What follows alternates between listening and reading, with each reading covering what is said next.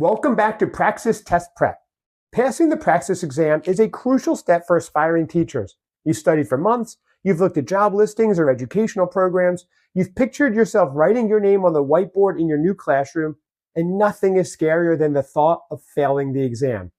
My name is Bob, and I'm a Praxis Test Prep expert with Study.com, and in today's video, I'm going to face the worst case scenario head on.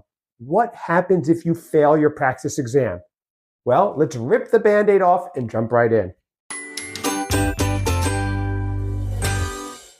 First things first, let's all take a deep breath.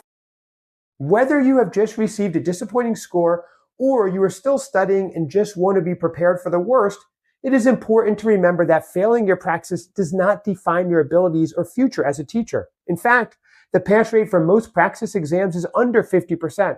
That's right. Most test takers actually don't pass the Praxis on their first try, and it's not uncommon for teachers to have to take the exam multiple times before passing. The good news here is that there's no limit to how many times you can take the Praxis, and your official score report from ETS will never disclose how many times you have attempted a given test code. You'll have to pay the test registration fee again, and so multiple attempts can start to get a bit expensive, but outside of the economics and a 28-day grace period, you will never be prevented from trying again.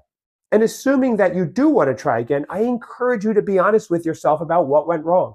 Perhaps you didn't give yourself enough time to study. Perhaps you didn't realize how much a specific concept would be emphasized. And perhaps you just got anxious and had an off day. These missteps happen to all of us, and the first step in fixing the problem is to name it. If you aren't quite sure what went wrong, a great step is to take a full-length practice test. Yes, I know, another test. But the goal here is to get you a more granular breakout of which questions you are struggling with. Hopefully, you have some memory from test day of what parts were particularly challenging, but the score report that you get from ETS will be frustratingly vague about which questions you actually missed. To solve for this, I recommend that you find and take a full-length practice test yourself.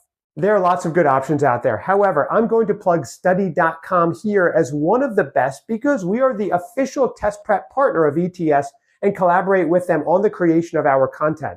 This means that we can guarantee the quality and authenticity of our practice questions, and what you study with us will align with what you see on test day. The quality component is important not to overlook.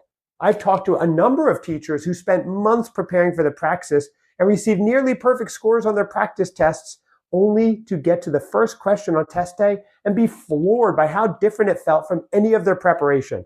With Study.com, you can set any doubt there aside. Once you have the results of your practice test, it is time to get to work. I'm going to link another video here which outlines our ultimate study schedule, and I highly recommend you check that out if you want some guidance on how to set up a more granular study plan. Lots of great tips for you there, including how to prioritize different focus areas for each week, as well as how to simulate test conditions so that you're ready for the rigor of test day. And then, before you know it, it will be time to reapply. You are allowed to retake the Praxis after 28 days, but that doesn't mean that you have to try again as soon as possible. If you would like to join our community of educators, make sure to hit that subscribe button and ring the notification bell so you never miss out on our Praxis test prep tips and strategies. We are adding more videos to this channel every week as we tackle more of your questions. And don't forget to comment down below with anything that you would like to see us cover next. Happy studying, and we'll see you in our next video.